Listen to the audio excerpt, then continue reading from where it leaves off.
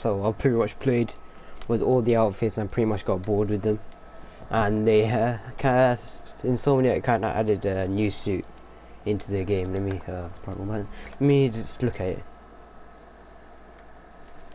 Holy god damn, they brought the Sam Raimi suit. If you guys don't know, this is the suit from the original movies, and obviously I was a big fan of them, and obviously many people wanted this, and let's just say there was like a war between the people who wanted this and the developers, of course. Got it as a Christmas gift.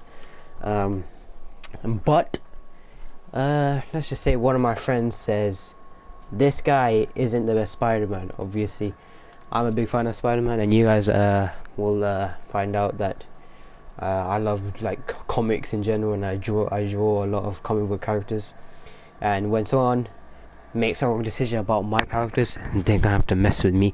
And basically he said Andrew Garfield's Amazing Spider-Man is better than this one. Obviously you all have your own opinions, but I'm going to prove you wrong on why this character's movie and Spider-Man himself is probably better than Andrew Garfield's overall. Alright, so I'm not very good at this is probably not gonna be edited. If it is edited, then I'm sick, but it probably won't be, so I'm not sick. Let's just start off with obviously the movies. We can all tell that the Sam Raimi movies are obviously better than the Amazing Spider-Mans. Yeah, so like this is obviously gonna prove him wrong. The first Spider-Man was proving obviously how Uncle Ben died, how he became Spider-Man, blah blah blah. Overall, let's just say the first Sam Raimi movie had a better villain, had a better story, and obviously felt more exciting to watch. Amazing Spider-Man 1, on the other hand, felt as though it was just a mix of stories in one. Like you practically barely knew what was going on in the story. It just shows his parents. The parents just disappear. His parents die apparently, and lives with his uncle. And the problem is that actually I'll continue that later on. But yeah, and the villain is kind of plain, and the way the lizard looked, but he just looked terrible.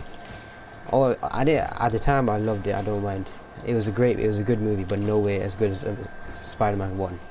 And continuing to the sequel, Spider-Man 2, obviously. Spider-Man 2, you can't say anything about it. It's probably one of the best superhero movies of all time. No superhero movie can absolutely stand to its perfection. So I can't say anything bad about it. But obviously, it had the best villain in my opinion. It had so much emotional. You practically could feel emotion for Peter Parker in the story, and let's made Spider-Man 2. So you see there's lazy script writing, absolutely so many plot holes in the movie, and obviously I can't say anything bad about the suit. Amazing Spider-Man 2 suit is amazing in my opinion, probably better than the Sam Raimi suit. Obviously it's probably one of the best suits before Tom Holland's Spider-Man, obviously, but still it wasn't the best movie. There was too many villains. Harry Osborn's Green Goblin was just confusing at the point that it was ugly. Like, come on, compare it to Spider-Man 1's Goblin. It looked more comic accurate. Electro was a cool villain. Yeah, I like the way I didn't mind the way he looked, although I would like his classic look in my opinion. And yeah, his boss fight between Spider-Man was actually really cool and stuff. And it's really sad how he became the villain, which is one thing I liked. The plot hole with the parents didn't make sense at all, because we didn't know what the hell they were doing, and that was one of the things my mind just zoned out. Even when watching it the second time, I zoned out with it. Yeah, so that's the reasons. And obviously Gwen Stacy's death at the end of the movie, obviously that was emotional. She's probably better than Mary Jane in Sam Raimi's trilogy. I have to admit that. That was the relationship was the best part, and obviously seeing her die was so sad. It was sadder than Harry's death in Spider-Man 3. And obviously Spider-Man 3, let's just say it was an alright movie. It wasn't the best movie in the world, but it definitely had good action. Yeah, good comedic feel to it, although the dance sequence, we don't really talk about that, just like in Into the Spider-Verse they made a reference to it. But I understand what Sam Raimi is trying to go for. He's trying to make it look cringy and show it as a way of way Peter Parker thinks cool is, because he's never been cool in his life. So Peter Parker probably thinks the way he's acting is cool.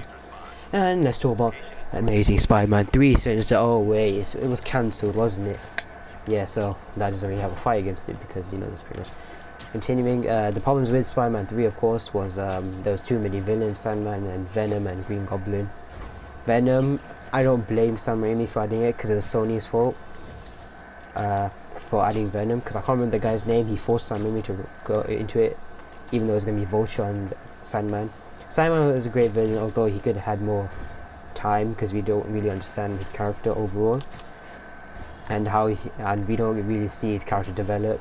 And the way Peter Parker just let him go at the end, he's probably just going to rob some more banks anyway, so there's really no point. And Harry's death was emotional, but nowhere near as emotional as Gwen's death, I have to admit. Yeah, so my friend Charlie, I proved you wrong in terms of movies. Now time to prove him wrong in terms of Spider-Man. Oh wait, no, continue with the movie, alright. What makes this Sam Raimi trilogy better, in my opinion, is that there's more to it than just watching it on, you know, TV. Sam Raimi's trilogy has meaning behind it, you know, like morals in the story that you usually see in like kids film, but these ones do have morals to it. For example, the first one is probably responsibility. With great power comes great responsibility. The second one, I think, is about responsibility and handling it and taking up the responsibilities of what you've been given. I don't know really the moral of Spider-Man 2. There's so many morals in Spider-Man 2 that there's so much. Spider-Man 3 is mostly about vengeance. Vengeance and forgiveness, where PR are like two different people. Like PR, like Venom is basically a evil version of PR who went for revenge, who was taken over by revenge, and Peter Parker was forgiving, which is why he won in the end, which shows good versus evil, in my opinion, the theme. Yeah, that makes Spider-Man 3 a lot more, let's just say, more meaningful when you watch the next time, because you realize there's many moments in Spider-Man 3 where we see like evil thoughts and vengeance, where like Eddie's asking for God to kill Peter Parker, which is something you can tell he's just overwhelmed by vengeance, and Peter Parker just, forgive me everyone. Yeah, so that's me proving it movie wise. Of course, Amazing Spider-Man doesn't have any morals, it's just basically a bunch of plot holes, but it was a alright movie, I have to admit. I enjoyed it. Amazing Spider-Man 2, not so much, but Amazing Spider-Man, enjoyed so much. Now let's go to the Spider-Man, obviously. Let's just talk about Peter Parker overall. Alright, Sam Raimi's Peter Parker was perfect, in my opinion. The way Tobey Maguire acted as him was amazing, because he actually looked nerdy and you can actually imagine him as Peter Parker, even though he was a bit too old to act as him. You couldn't tell the difference. He was perfect, in my opinion. And in the first scene of the movie, Spider-Man 1, you could tell how occasionally, and then how it's a regular thing, and how, even no matter where he goes, he's being bullied. And you can see the way Harry Osborn is the cool guy who always saves his life. Yeah, and how shy Peter Parker is. In Amazing Spider-Man 1, let's just say Peter Parker is the exact opposite of what he should be. He's more braver, he's actually more of a troublemaker. But the funny thing is, he still gets bullied. Like, he rides skateboards in the halls, which is what Peter Parker wouldn't do. He looks cool. Like, literally, if you read comments about Andrew Garfield all over the internet, you probably see why I'm saying he looks way too cool and the girls love him too much, which is what they shouldn't be thinking. Maybe when he's like all strong and stuff, but not like when he's Peter Parker before he transforms. Yeah, and in my opinion, he isn't the best Peter Parker, but he was alright. Yeah, sometimes he could actually prove himself to be very shy at most points in the story, but in most of the times he acts like an idiot and ignorant. Like the scene where he gets bitten by the spiders, before that he clearly goes into a What can I say? My suit's onboard AI can tell me the most likely area where the victim is. He can usually go to a secure area where he shouldn't be allowed, you know, to go. But he went in just because he saw something that he recognized from his dad's files. Obviously, that could prove a lot of danger to you, and it might be strange to you and everything. So you shouldn't really be doing that. Yeah, so that's one of the reasons why he acts like an idiot. And well, I have to admit, the scene in the train scene is probably my favorite bit of where he finds out his powers, but it can't top off Tobey Maguire's trying to find out how to swim. Obviously, it's obvious. All I can say is that Tobey Maguire definitely wins in terms of not Spider-Man, Peter Parker. Spider-Man is a different thing. Let me just say, before everyone thinks I'm hating on Andrew Garfield, I am not hating on him. In fact, I actually do enjoy the way he acts as Spider-Man, and the reason is it's because overall the movie. Otherwise, Andrew Garfield will probably be a great Spider-Man. Now continuing to Spider-Man, Tobey Maguire's Spider-Man is great in my opinion. Like, if you just grow up watching him, he's just the way he is. His speed is amazing. His agility is great. His flexibility is amazing, and obviously, but in my opinion, he cannot top Andrew Garfield's speed, because Andrew Garfield was, you know, dodging the speeds of light, you know, when he was versing Electro. So then that shows that Andrew Garfield is much faster.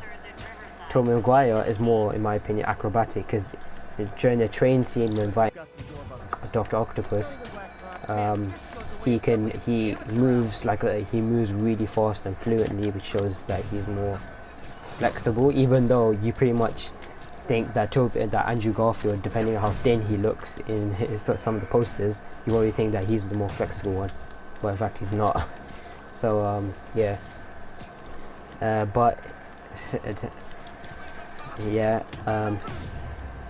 although Tobey Maguire, one problem is that he doesn't make much jokes. Of course, some of the jokes he does make is either just, you know, you can just completely skip it and just forget about it. Of course, in some of the Spider-Man games, he jokes a lot more, and it's enjoyable to play through when he's joking around, because you barely see it in the movies.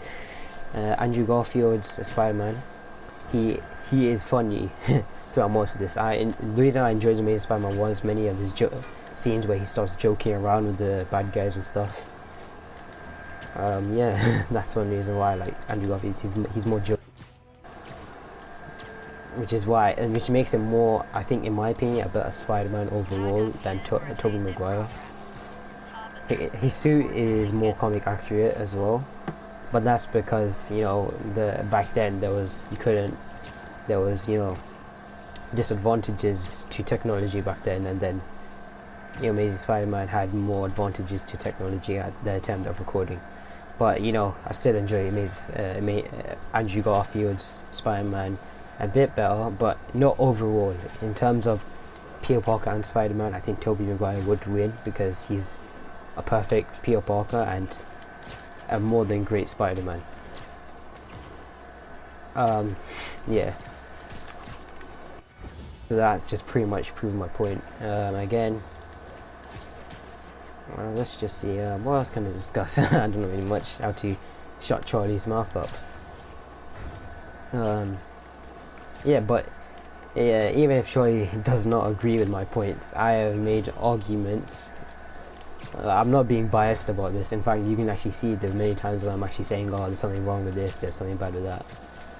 Like, Spider-Man 3 was a cringy movie. Let me just say, there's cringy moments where you just sit there. Same with all the Spider-Man movies. Same with all the Sam Raimi trilogy. There's cringy moments where you just sit there, just like biting your fingers, hoping for something would just interrupt it.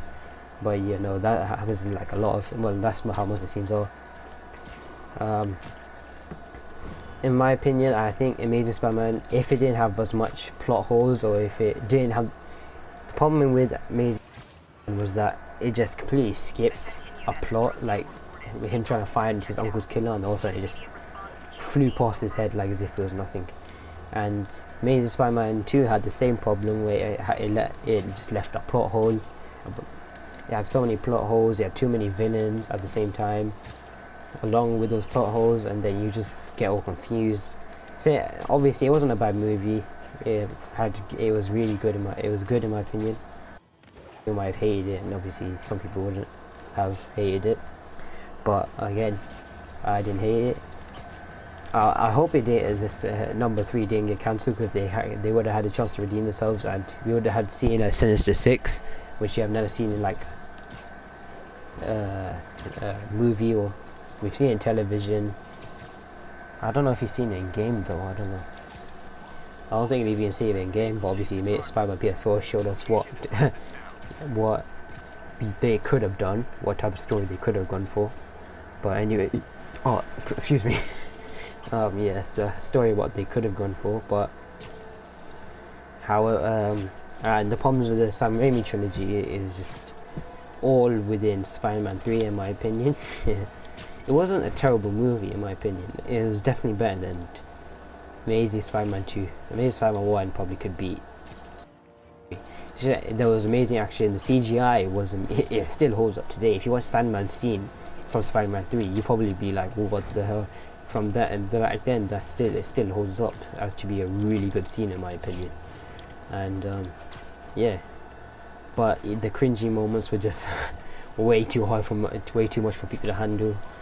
But obviously they held a moral between themselves, and you know, which can change people's minds. Obviously people it isn't a terrible movie to watch if you just skip the cringy scene, the cringy scenes, the gunfinger scene, the weird dancing scene, yeah, basically the scene where he just starts dancing with basically the song starts playing. Yeah, just skip all that scene.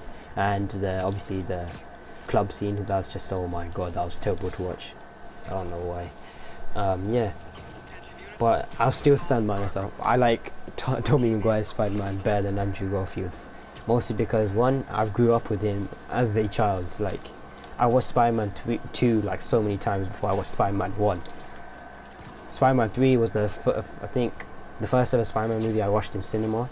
And back then I loved it. I loved the way they made Venom and stuff, and he was scary and everything. Obviously not now anymore. Now he's probably just, you know, just a bit weird. But, you know, still a great movie to watch. Amazing Spider-Man 1 was a good movie. Amazing Spider-Man 2, not so well. It's enjoyable to watch the first time, but then once you realize all the mistakes they made, it's just kind of weird at the point where it's kind of weird. Yeah, that's my. Obviously, Charlie, it's your opinion. I know I told you I was gonna bash the Amazing Spider-Man Andrew Garfield Spider-Man, but overall, he's not a bad actor in my opinion. Oh crap! Yeah, he's not a bad actor in my opinion. In fact, his Spider-Man's amazing, and Tobey Maguire's is as well. It's overall just your opinion. I just wanted to say that to see how you react. Obviously, you acted in a funny way. Yeah, so. What else one day? Obviously, I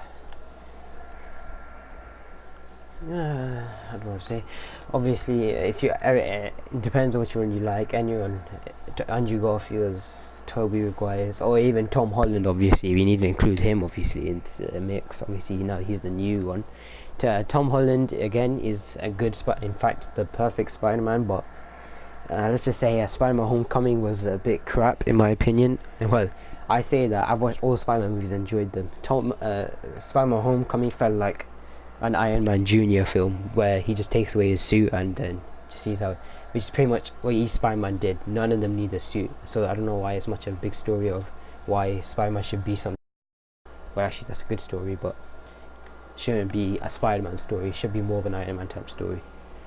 Yeah, so I still stand by it. Whichever Spider-Man you like, live action Spider-Man you like. Obviously, Charlie, you like Andrew Garfield, and I like Tobey Maguire. But obviously, we have our different opinions. You probably like him because of his jokiness and everything, and how cool he looks. I like Tobey Maguire because he's more, in my opinion, comic book accurate in terms of Peter Parker. Obviously, I like Andrew Garfield again because of his jokiness. And in my opinion, the Sam Raimi is probably better than the Amazing Spider-Man, but obviously that's your opinion. Yeah, so I guess this is a bit of an irrelevant movie. I mean, a relevant video for some of you. Yeah, I guess it's pretty much an irrelevant video for you all. I don't know why I decided to, I don't know why I decided to just record this video. Some of you might just be, a bit confused and just like, what? Like, what's the whole point of this? But, I just had to, obviously we have to do it all for the Spider-Man. Obviously my friend thought I wasn't going to bash him about the Amazing, but I didn't want to bash it, so then, because I really do enjoy the videos, but, obviously, hope you guys did enjoy this video, even if this probably weren't relevant to you. This is more about, Charlie and him. Yeah. This is more towards Charlie, and obviously you guys might not really care. Oh crap. Yeah, you guys might not really care, but obviously Charlie didn't believe I was actually going to do this, but had to. But yeah, so some of you guys might be like, what is the point of just you doing this anyway? Wait. No, I don't want to include the Amazing Spider-Man, that's kind of crap. Oh, that's alright. Yeah, so this video is only to just discuss the pros and cons of both movies and both Spider-Mans. Obviously, I didn't really want to bash the Amazing Spider-Man and Spider-Man trilogy. But Charlie, like I said before, it's your opinion, not mine. It's both of our opinions, and I mean, it's our own opinions of why we like the Spider-Man. And hope you guys liked the video, and hope you guys subscribe for more videos, more weird videos like this. And obviously, I'm gonna go back to gaming soon enough. Obviously, this was a gaming video.